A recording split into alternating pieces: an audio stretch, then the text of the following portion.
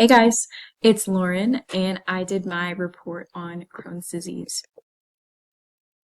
So the history of Crohn's disease is actually pretty recent, and it kind of has its roots in the discovery of ulcerative colitis in 1875.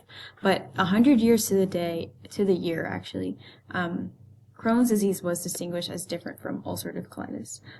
So it was first described in 1875 by two English physicians, Wilkes and Moxon, who distinguish it from other diarrheal diseases caused by infectious agents, and reports of kind of a disease with these characteristics of what we now call Crohn's disease dates back all the way to before the Civil War. So Crohn's disease was described by three doctors in 1932 as a distinct disease. So these three doctors were Dr. Crohn himself, Dr. Ginsburg, and Dr. Oppenheimer, which is not the Oppenheimer you're thinking, but a different Oppenheimer. And at the time in 1932, any disease in the small intestine was really thought to be caused by intestinal tuberculosis. So these three doctors collected 14 patients who kind of have what we now call the hallmark symptoms of Crohn's disease. And so like diarrhea, abdominal cramps, unexpected weight loss, and fever. And they kind of distinguish that this is something different from something caused by intestinal tuberculosis. So they described a new disease entity, which was first called regional ileitis, but was then later named after Dr. Crohn. So I have these three different pictures of three different GI tracts. So I think it's really important in the beginning to kind of see this theme of how Crohn's disease was distinguished only because its roots in ulcerative colitis were known. So on the very left, you have a perfectly healthy GI system. Oops, sorry about that. And then in the middle, you have Crohn's disease. So you have the patches of inflammation that you kind of get in the small and large intestine. And they're not really continuous, they are just kind of random, which we'll see later has really difficult implications on diagnosing and different symptoms. But then on the far right, you have the GI system affected by ulcerative colitis. So what distinguishes UC from Crohn's is that it is a continuous patch. So it kind of can vary in length, but it is continuous. And this is what we'll kind of see later on. It's caused by the different cytokines and the expression of Th1 and Th2 cells. So, and the presence, one more of the other will determine which disease you'll get. So there are a few main characteristics of Crohn's disease. So Crohn's is a type of inflammatory bowel disease. So it is an organ-specific autoimmune disease. It is chronic, and it causes inflammation in the digestive tract, as I kind of mentioned previously. So common sites of inflammation include small and large intestines, but damage can take place anywhere along the digestive tract. So you do get, and we'll talk about anal fissures, but you can get damage anywhere between your mouth to your anus in Crohn's disease, even though kind of the main sites of inflammation might be totally in the middle. Okay, so the numbers on Crohn's disease in America are kind of fuzzy. So I kind of did my best to find a compilation of just stats about Crohn's disease. So the National Institute of Diabetes and Digestive and Kidney Diseases estimates that over 500,000 people in America have Crohn's. And there aren't really that many global. I did a little bit of research on the global estimates, and there aren't really many out there that are consistent or accurate. So about 75% of people with Crohn's eventually undergo surgery, and up to 38% of people who have surgery experience a recurrence in the first year after surgery. So it is kind of important to note that it is not, you cannot cure Crohn's disease. We don't have a cure yet for Crohn's, but you can have symptom management, and that's kind of the best you can get, and you can enter remission with Crohn's. Crohn's is pretty much prevalent in people ages 20 to 29, but you can start to see symptoms before your 20th birthday, but that's just kind of the most common age range for the beginnings of Crohn's to come. Okay, so now we're going to talk about the mechanisms of Crohn's. So the focus I kind of did in the PowerPoint was on the CD4 positive T cells because they kind of really run the show. So CD4 positive T cells dominate as inflammatory tissues of the small and large intestines. The process of inflammation is induced either by Th1 cells or Th2 cells. And the Th1 cytokines are mutually antagonistic to the Th2 cytokines. And this is how you distinguish between ulcerative colitis and Crohn's disease. So the earlier or the greater production of either Th1 or Th2 cells determines whether the inflammation is characterized as ulcerative colitis or Crohn's disease. So here's kind of this huge, this is kind of the most recent one I could find on the mechanisms for Crohn's disease because it is kind of rapidly developing, and some sources kind of argue that B cells are not really active in Crohn's response, but as I've kind of found in the research, it really is kind of the T cells that, again, like run the show. So I'm going to break down the cytokines that were in that picture. So TGF beta. So when IL-6 is present, you can kind of see, go back. Oops.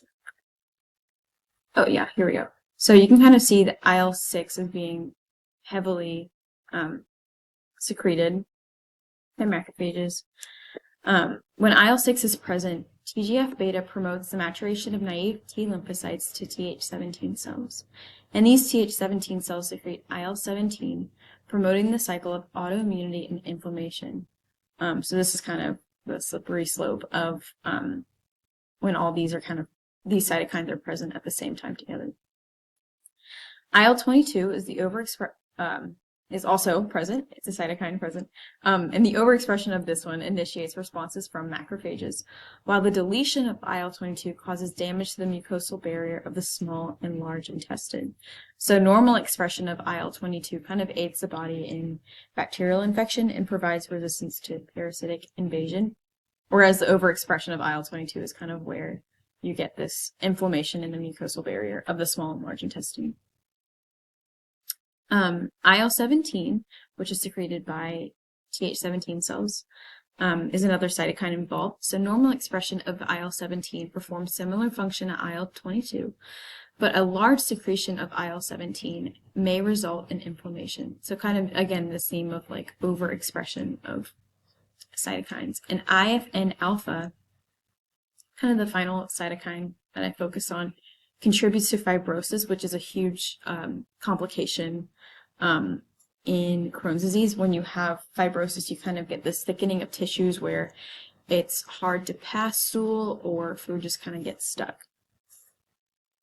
So again, the hallmark symptoms of Crohn's are diarrhea, abdominal cramps or pain, and unexpected weight loss. So that's how they kind of distinguish, the three physicians in the beginning, how they distinguish Crohn's disease, and it still holds true.